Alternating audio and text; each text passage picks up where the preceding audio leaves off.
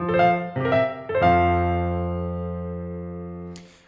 and welcome to the Handel Improvisation project, a series of videos made by fellow YouTuber Bill Hilton and I, covering some basic methods that can be used to improvise over the chord progression from Ombre mai fu, which is the opening aria from an opera by the classical composer George Friedrich Handel.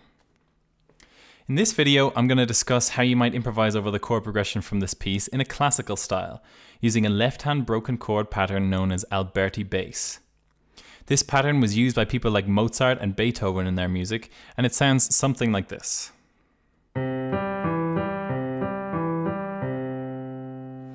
So what I did just there was take a basic C major triad, so the notes C, E, and G, and then I divided it up into the Alberti bass pattern, which is done by playing the bottom note, the top note, the middle note, and then the top note again. Just to reiterate that, it's the bottom note, the top note, the middle note, and then the top note again. A good example of this type of texture is found in the classical repertoire in the opening of Mozart's Sonata in C major K545, which goes something like this.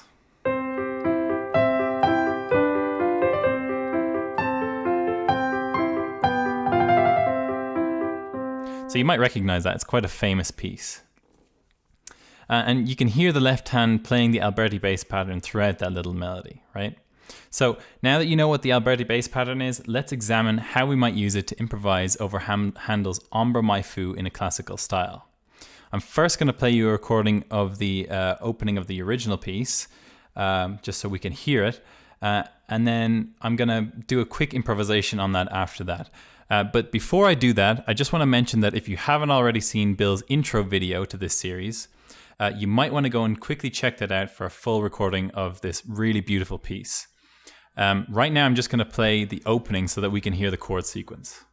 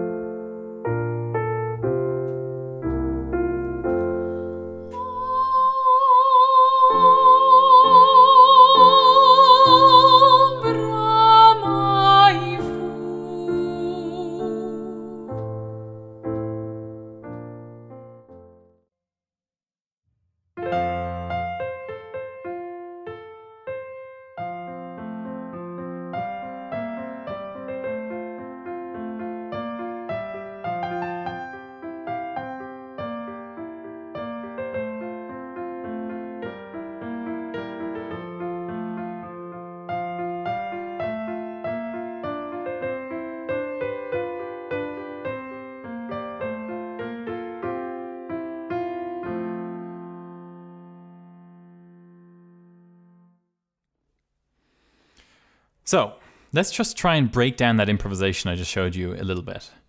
To understand what I did, we first have to examine the underlying chord progression of the piece, right? It's good to note here that for most of the sequence, the chords are really basic. They're all variations of the tonic chord, which is chord F or chord 1 in this key. And also the dominant 7th chord, which is C7. And then there's also the subdominant chord, chord 4, which is B flat in F major. Now, unfortunately, if you don't understand that, we're unfortunately not going to have time to cover the specifics of chords in this tutorial. But don't worry if that's the case. I'll put links in the description of this video to some of Bill's videos on chords. He has loads of great content explaining what they are and how to find them on the piano. Okay, so having said that, let's go through and see where each chord is played in the opening of Ombre mai fu. Just forgetting about the melody for a second. We're just trying to understand the harmonic framework here. Okay, so in bar 1, we start off with a basic F chord. Right, chord 1, you start off at the beginning of the piece. And then bar 2, we move to a secondary inversion of C7. We're just moving up in the bass here, right? So going from F to G. In bar 3, we're back to F, but in a first inversion. So the bass goes from F, G to A, okay? Again, if you don't understand the term inversion, don't worry here. I'll put another video in the description to another one of Bill's videos explaining what an inversion is. Okay, right, so moving on to bar 4, the harmonic pace actually quickens here, right? So what that means is that there are more chords in a shorter period of time. So in the first 3 bars, there was only 1 chord per bar, 1 every 3 beats. And then by the time we get to bar 4, there's actually 1 chord per beat, okay? So, and the chords here are B flat, C7, and then back to F, right? Okay, then after that, in bar 5, we move back to a chord of C, and that's preparing us to move on to the next part of the phrase. So in sequence, all of these chords so far sound like this when played in rhythm together, okay? So I'll just count alongside these chords. 1, 2, 3, 1, 2, 3, 1, 2, 3, 1, 2, 3, 1, 2, 3.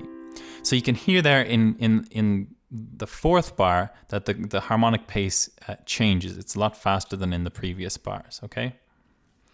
So then if we move on to the next bit of the piece, we have a chord comprising the notes B flat, E, G, and D. Okay, this can seem kind of confusing. You can kind of think, oh, what the heck kind of chord is that? It's a very kind of confusing looking chord, but it's actually just a C7 chord in 3rd inversion. This is how I like to think of it anyway. A C7 chord in 3rd inversion with a D in the melody. Okay, so C7, which is this, in 3rd inversion, and then we just add a D into the melody, okay? You could hear this be called other names, like in jazz, you might call it a G minor 6 over a B flat, which would be this. You just take the 6, put it down here, right? That's a G minor 6 over B flat. Or you have another name for like the E half diminished chord. So fully diminished would be this, and then half diminished would be this, and then E half diminished over a B flat. But for the sake of simplicity, right now, let's just keep thinking of it as a C7 chord in 3rd inversion with a D in the melody, okay? And this is really important. We want to keep things simple when you're learning how to improvise, right? You don't want to have to think about all these complicated chords and think about which notes are in which chord, okay? So the good news is that after this, in the rest of the sequence, things are actually pretty simple. If you actually remove the melody from the piece altogether and just think about the harmonic framework, there are actually only 3 other chords in the whole sequence that are different from the ones I already mentioned, right? So aside from F, C7, and B flat, we also have A minor, and that's in bar 11. Then we have a G7 in bar 12, okay? And then a C sus4, which is kind of like a C major triad, but you're just suspending the 4th, and that's in bar 14, right? And that's just a suspension in preparation for the resolution back to chord 1 in bar 15, which is where the melody rounds itself out, right? And then because we get back to that, you can actually play this sequence in a loop, right? So this is a looped sequence. You can actually continue to play it any number of times that you want, as long as you go back to the beginning and then start again. Okay? All right, so now I'm just going to play the whole sequence from beginning to end, and I'm going to name out the chords as I play them. Okay? So try and follow along here. So we've got F, 2, 3, C7, 2, 3, F, first inversion, 3, B flat, C7, F, C, 2, 3, C7 with that D in the melody, then F, first inversion, C7 again, and then back to F. And more harmonic pace here. F, C7, F, B flat, A minor, G7, 2, 3, C, C7, F, B flat, C sus4, C, and then back to F, okay? So that's the whole sequence right there. At this stage, if you feel up for it, go have a play through that chord sequence I just showed you. If you feel like you have the hang of it, then you might want to try and play it alongside the recording that was earlier in this video. You want to make sure that this pattern, these chords are really in your fingers so that you can improvise using the Alberti bass pattern. Okay, so now that we've talked briefly about the chord sequence, let's come back to the left-hand Alberti bass pattern. You might remember from the beginning of this video that the pattern goes bottom, top, middle, top, bottom, top, middle, top, right? So this pattern fits really nicely into bars of 2 and 4 beats because there are 2 beats in each pattern, right? You have 1, 2, 1, 2. Or if you're in 4/4, you can think of it like this. 1, 2, 3, 4. This doesn't really work for us though in this piece that we're trying to do right now, Ombre My Fou, because it's in 3/4, meaning that there are 3 quarter note beats if you're in the US, or crotchet beats if you're in the UK, in each bar, right? So that means that the beats go something like this. They go 1, 2, 3, 1, 2, 3. So how do we change this Alberti bass pattern to fit into 3 beats? Well, it's pretty simple. We just repeat the last beat of the pattern like this. 1, 2, 3. 1, 2, 3. Okay? So by adding in that extra beat, the piece stays nicely in 3/4 time, just like the original. Of course, when you're improvising, you can change things up. You can change the time signature so that there are 2 or 4 beats in the bar. But for now, let's just try and keep it simple and leave it in 3, okay? So let's try and translate the chords that we learned earlier in this video to Alberti bass. The first 3 bars are pretty straightforward. We just do the pattern that I showed you for those initial chords. So bar 1, we have a chord of F, then it's C7, and then back to F, right? So we're going to do bottom, top, middle, top for each of those chords. So bottom, top, middle, top, bottom, top, middle, top, bottom, top, middle, top, bottom, top. Okay, and you'll notice that I am repeating that last bit to keep it in 3/4 time. In the 4th bar though, when there's 1 chord per beat, remember the bar where the harmonic pace changes, we have to change the pattern slightly, right? So since we can only fit 2 notes of that Alberti pattern in 1 beat, and since there is 1 chord per beat in this bar, we have to decide which notes we want to include, right?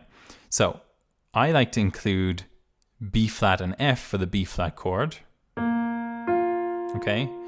Since the melody there in that case will actually be a D, so you get that full harmony there.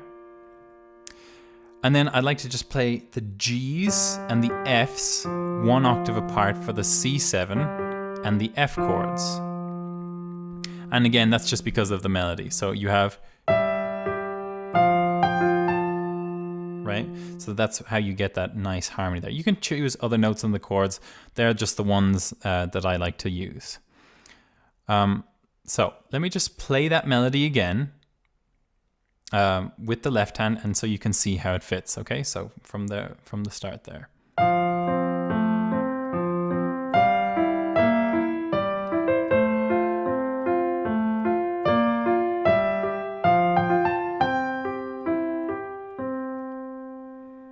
Okay, so don't worry if these chord changes are too fast or confusing for you right now.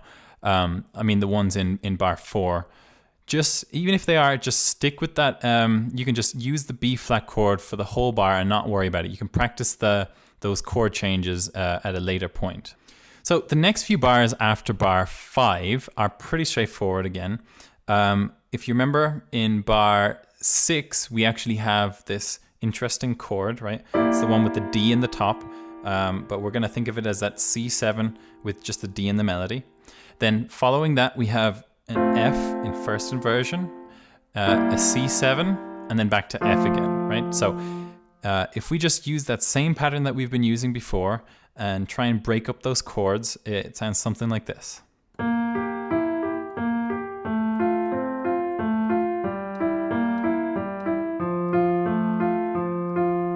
Okay, so that takes us up to bar 9.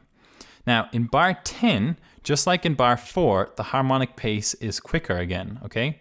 So here we're just going to do the same thing we did before, and we're going to take the first two notes of the Alberti bass pattern for each chord. So for the F chord, I mean, you can take any notes out of these chords that's in the F chord. I'm just going to show you the ones that I like to use. So for the F chord, I like to use just the Fs one octave apart.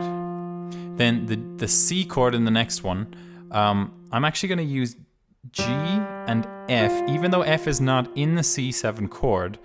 It just works with the melody, and you'll hear it when I play it in a minute. And then for the last chord, the F inversion, I'm going to use A and F. Okay, so with the melody, it sounds like this, and you'll see why I stick with this F for the C7 in the middle there. So now let me just play it with the melody to show you why I'm sticking with that F, right? So it sounds good because there's actually a suspension in the melody there. So the F is suspended over in the C chord there. That's why I'm going to stick with that F in the left hand. Okay. So that's how we're going to do bar 10. That's how I like to do it anyway. And then from then on, the harmonic pace, that is the pace that the chords change, varies from bar to bar. So we're actually going to keep using the same tactic, and we're just going to fill in a suitable number of notes from the Alberti bass pattern that corresponds to the chords and their respective number of beats in each bar. Now that might sound really complicated, but it's actually quite intuitive if you just play around with the chords. So if you remember from earlier, the chords from bar 11 onwards go something like this.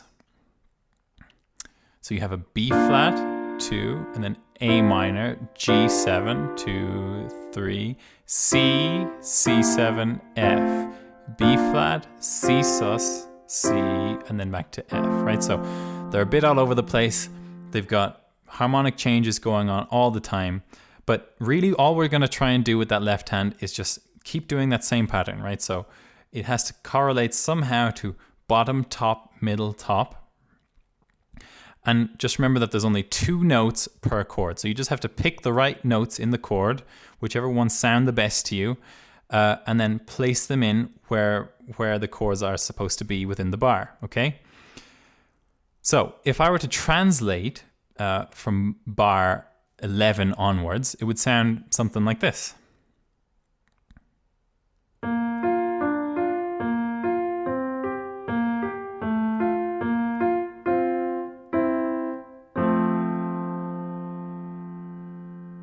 Okay, so that's it translated a bit into Alberti bass. Now you might notice that I used chords there at the end, and that's fine. That's something that Mozart did a lot of the time, and it's a very, very useful tool if you're not sure how to break it up into Alberti bass, or if you just want to emphasize something, right? So I was just using it a bit for emphasis there because we're coming to what's called a cadence, so where the music comes and rounds itself off into a whole. So that's the whole chord progression. We've gone through it a little bit, step by step. Now let me just play what the whole progression could sound like from the very beginning to that C chord there in bar 15, okay?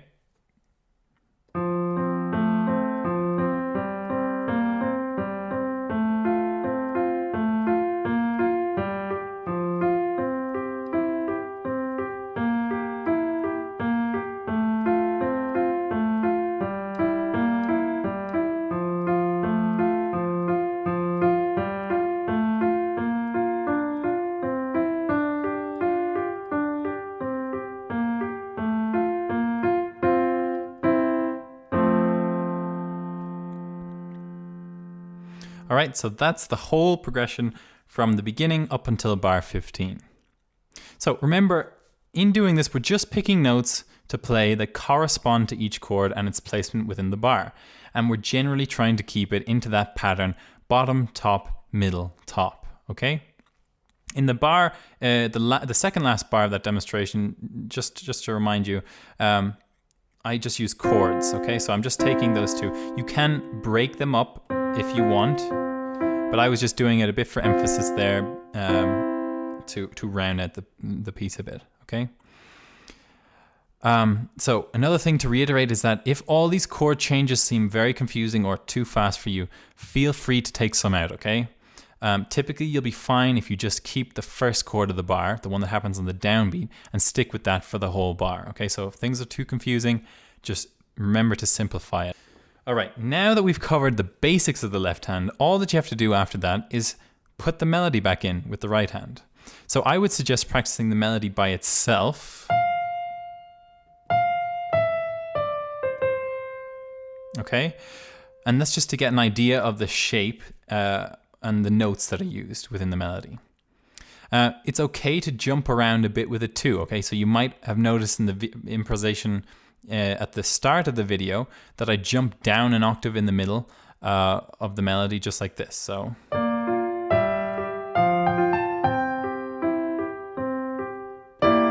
Right, so that normally in the original melody would go up to the top D, but I brought it down here, so I'm jumping down an octave, okay? And that's perfectly fine. You can do that if you want, or you don't have to. The choice is up to you. The thing that's most important here is to be able to use the chords from the aria to make a coherent melody in the style of Mozart, right? And you want to keep a good rhythm throughout. That's actually probably a really, really important point to emphasize there. You want to keep a really good rhythm throughout, okay? If you can't keep a steady rhythm, try simplifying it by slowing it down and taking out some of those fast chord changes, like in bar 4 or in bar 10. So let me just show you what this simplified version might look like. If I'm practicing it, if I'm having trouble keeping those rhythms and I want to make it a bit more simple and try and keep it, keep it steady, but I don't have to think too much about all those different chord changes. Let me just show you what that might sound like.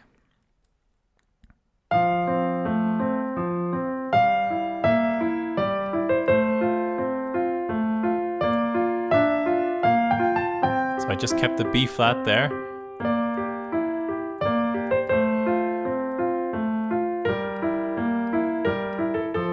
I'm just going to keep the chord of F here.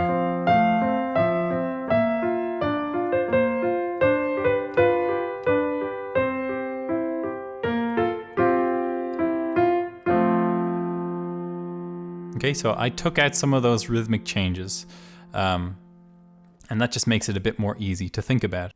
Now, if you've slowed it down and you've taken out all the chords and it's still not working out for you, another way to practice this would be to just take the chords in the left hand and play the melody in the right hand and not do the Alberti bass pattern until you feel comfortable enough to add it in, okay? So, for example, you could practice the opening like this.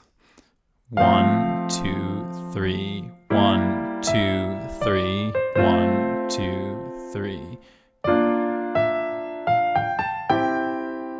Okay, that's also another great way of transitioning if you can do it with the Alberti bass pattern in the left hand with the simplified version so that you're only keeping the B flat chord in bar 4 in the left hand. So you're playing it like this.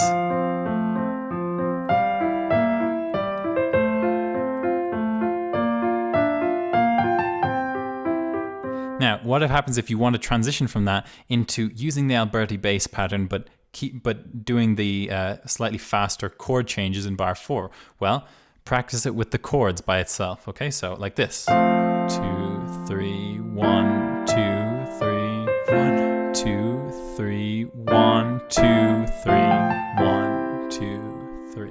Okay?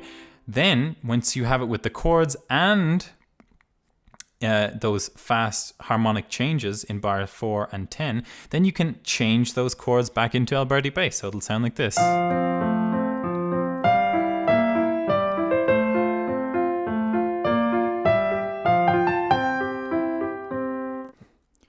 So on the flip side of all this, for those of you who are a bit more advanced, you might want to add in a few extra things in the melody to make it a bit more interesting. You can also change the chord inversions in the left hand, or you can even start playing around with the harmonies. It might sound cheesy to say this, but having fun with the process is actually probably the most important part of improving this and getting a bit more advanced, okay? So, what you want to be doing here is listening to classical music, listening to sonatas by Mozart and trying to figure out some of the textures that he might be using and some of the patterns that's in that music. So for example, one way you could do it would be embellishing the melody with something that's called a turn. So a turn is going on the note itself, above the note, back to the note, under the note, and then back to the original note, okay? So that's a turn, right? If you wanted to use a turn to embellish the start of this melody, for example, you might do something like this. 2, 3, 1, 2, 3. Right, so that's one example of something, just a small example of something that you could do to embellish the melody there. I'll cover more of this advanced material in another video, but for now, just play around with this sort of stuff with different textures and see what comes with it. The more you practice the chord progression, the more comfortable you'll feel about taking risks, and that's how it's going to develop from there, okay? So let me just show you an example of what something a bit more advanced might sound like. This is just another improvisation I did, yeah, I've changed a few things here and there. So let's just take a listen.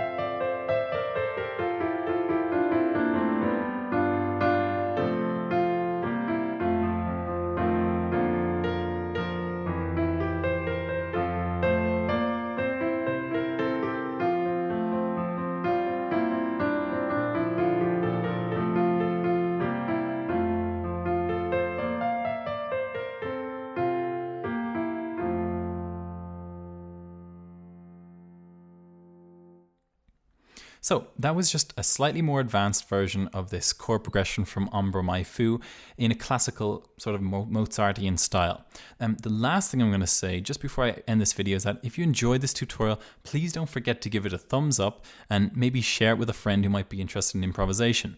Don't forget to subscribe to both Bill's channel and my channel for the rest of the videos in this series, and leave any questions or comments you might have for me or Bill in down beneath the video. Remember to keep practicing regularly to improve your improvisations and your piano playing. This actually is probably one of the most important things, having a dedicated time to practice improvisation each day. Probably one of the most important things to improving improvisation and your piano playing in general. Anyway, that's it for now. I hope you enjoyed the video, and I'll see you in the next one.